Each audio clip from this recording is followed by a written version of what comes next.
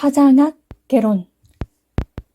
개인을 넘어 기업가로 가는 길, 모두가 묻고 싶은 120가지 주제를 담은 사장학 개론입니다. 지금 어떻게 하면 될까요? 답이 나오나요? 전공서 같은 느낌도 듭니다. 저자 김승호님입니다. 처음에는 이불가게, 한국식품점, 주식선물거래소 등을 하면서 실패를 거듭했고 2005년에 식당 체인을 인수한 후에 미국 전역에 1000여 개의 매장 오픈했다고 합니다. 그렇게 해서 큰 성공을 거두었고요. 저서는 김밥하는 CEO, 우리가 잘 아는 돈의 속성 등 다수 베스트셀러 작가입니다. 차례를 보면 제목이 아주 세밀하게 나뉘어져 있습니다. 1장부터 쭉 나오는데요. 명령, 지시를 정확하게 하라.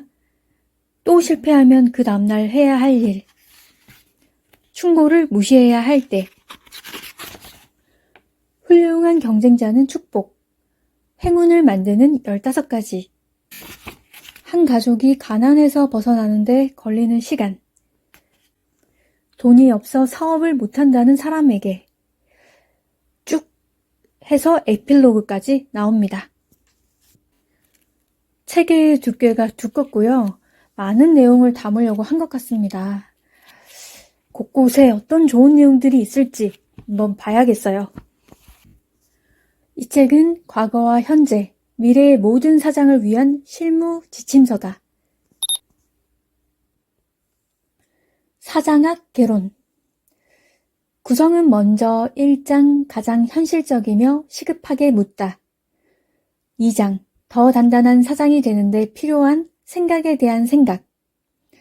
3장 직원. 그들은 누구인가? 4장 사업을 넘어 기업으로. 5장 자신만의 철학을 세워라. 6장 사장이 되기로 결심한 그대.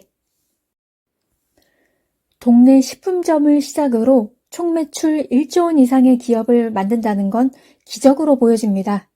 김승호 회장은 그것을 이룩하고 사업을 뛰어넘은 기업으로의 도전을 말하고 있습니다. 극소수의 이야기로 느껴지는 것이 사실입니다. 철저한 노력과 준비로 추진만 해서 되는 게 아니라 운이라는 것도 따라야 합니다. 그런 말만 하면서 포기한다고 다그침을 받을지 모르겠어요. 누구나 거대한 사업가가 되어야 하는 건 아닙니다. 사업을 시작했거나 방향성을 잡기 힘든 이들에게 저자의 조언은 버팀목이 되어줄 수 있을 듯 합니다. 꿈을 크게 가져라. 저자는 도시락 체인을 글로벌 기업으로 성장시켰습니다. 한국 매장의 사진을 보았는데 채소와 과일이 아주 신선해 보이고 색감이 다양합니다.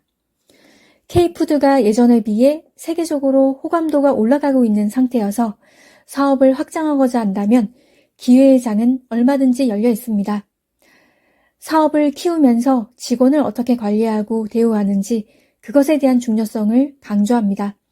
각 부서는 사장보다 더 잘하는 업무 능력을 갖춘 조직원이 있어야 합니다. 중간 관리자가 본인이 하고 싶은 대로 휘두르며 사장에게만 예의를 갖추는 성향은 잦은 직원 퇴사 등의 문제가 이어지므로 내부 상황을 잘 파악할 수 있어야 합니다. 어느 순간 사업이 궤도에 올랐다고 생각하면 인터뷰나 대외 활동에 치중해 소홀해지는 경우가 생기면서 기반이 흔들리는 일이 발생할 수 있습니다. 키우는 것보다 지키는 일이 어쩌면 더 어려운 숙제가 됩니다. 낙하하는 것을 뒤늦게 안 순간 주변은 살 길을 찾아 떠나가는 겁니다. 사업체의 구성원은 능력이 뛰어난 그룹과 급여만큼만 하는 그룹, 업무에 미달하는 도움 안 되는 그룹이 항상 존재한다고 합니다. 그 비율은 조금씩 변동이 생기겠지만 인정을 하고 그 안에서 효율적으로 운영되는 로테이션이 마련되어야 합니다. 직원을 해고할 때는 이곳에서는 잘 맞지 않았지만 다른 기관에서는 잘할 수 있는 사람일 수 있기에 예의를 갖추어 간결하면서도 불필요한 말을 줄여 보내도록 합니다. 반면 일 잘하는 직원에게는 업체의 비전을 보고 일할 수 있는 환경을 조성해주고 퇴사를 쉽게 생각하지 않게 적절한 프로모션을 활용해야 합니다. 저자는 몇 번의 실패를 딛고 현재는 성공 신화를 썼으므로 사업에 확신이 있으면 사장이 되라고 합니다. 실패에 주저앉느냐, 다시 일어설 돌파구를 찾느냐가 다음 단계를 결정할 것입니다. 월급을 받으면서 성공했다보다는 사업으로 성공한 이들의 저서나 유명세가 훨씬 크다 보니 자영업부터 시작해서 도처의 사장님들이 많긴 합니다. 6개월을 못 버틸 것을 왜 하냐는 말을 많이 듣는다면 그 사람의 성향을 잘 알아서이기도 하니 무엇을 시작할 때 각성해서 심기일전해야 하겠습니다. 안 될 수 있다는 마음가짐은 간절한 사람을 쫓아가기 힘이 듭니다. 모두가 사장이 되어야 할 필요는 없지만 꼭 하고 싶다면 준비에 돌입하는 게 맞습니다. 한다고 하면 주변에서 두 손 두 발 들고 막는 아이템이 있을 것이고 현재 잘 되고 있는 아이템을 하라고 충고까지 들을 수 있습니다. 새로운 것은 이들이 겪어보지 않은 것이니 위험하다고만 생각할 수 있습니다. 그것은 오히려 과열된 시장에서 희소성으로 눈에 띄어서 도약할 수 있으니 자신 있다면 해보라고 합니다. 그게 승부수가 될 수 있다는 겁니다. 사업이 잘 되고 있을 때는 트렌드나 유행에 민감한 경우 치고 빠질 때를 알아야 하고 대체할 것 없이 쭉 가야 하는 평생의 업이라면 잘 지탱할 수 있어야 합니다. 사업의 머리라는 게 그래서 필요한가 봅니다. 책에서 인상 깊은 부분을 읽어볼게요. 성공적인 기업가는 자기 일에 열정을 갖고 차이를 만들거나 문제를 해결해 나간다. 특히 환경 변화에 적극적으로 적응하고 방향을 바꾸는데 능숙한 사람들이다. 기술자가 아님에도 문제에 대한 혁신적인 솔루션을 제시하며 자원과 인맥을 최대한 활용한다.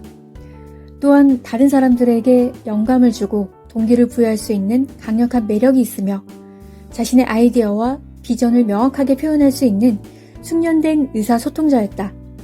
무엇보다 높은 수준의 회복 탄력성을 갖고 있으며 좌절과 실패로부터 곧바로 회복할 수 있는 사람이었다.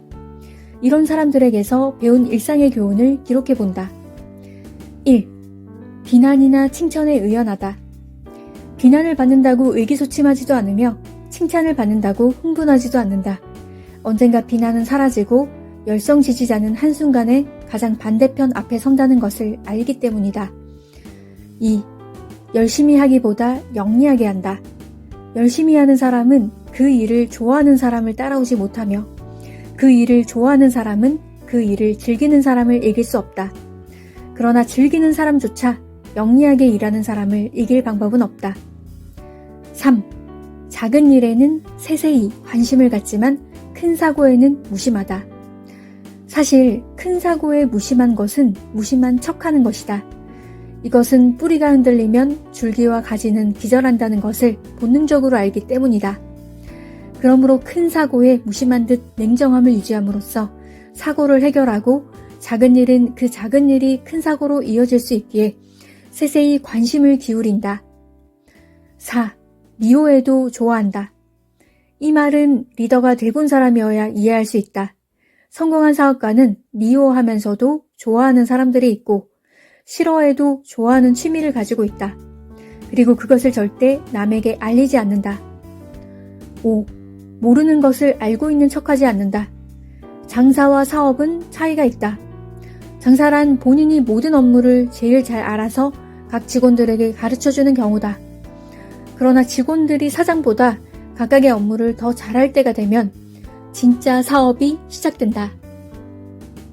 그 업무를 모른다고 해서 부끄러워하지 않으며 그 일을 잘할 사람을 독려해 각각 회사 내의 전문가로 만들어낸다. 6. 작은 돈은 아끼고 큰 돈은 아낌없이 쓴다. 대부분의 작은 돈들은 관성에 의해 사용되는 것들이라 절약이 가능하지만 큰 돈의 지출은 반드시 필요한 일이라는 것을 이해하고 있다. 7. 휴일을 즐긴다. 걱정 없이 즐긴다. 밤낮으로 회사에서 일에 몰두하는 업무로는 작은 사업은 성공시켜도 큰 사업은 만들 수 없음을 잘 알고 있다.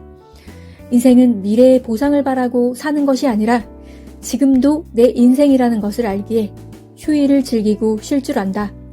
그리고 그것이 결국 더 큰 성공을 이룬다는 것을 알고 있다. 8. 경쟁자를 죽이지 않는다. 경쟁자는 다른 한편으로는 동업자다. 경쟁자를 죽이면 다른 경쟁자가 나오기에 경쟁자보다 잘 하려고 할 뿐 죽이고 가려는 마음을 버린다. 네, 여기까지입니다. 하고 싶은 희망이나 목표가 작은 것에서 큰 것까지 하나라도 있는 게 사는 힘이 되어주지 않나 합니다.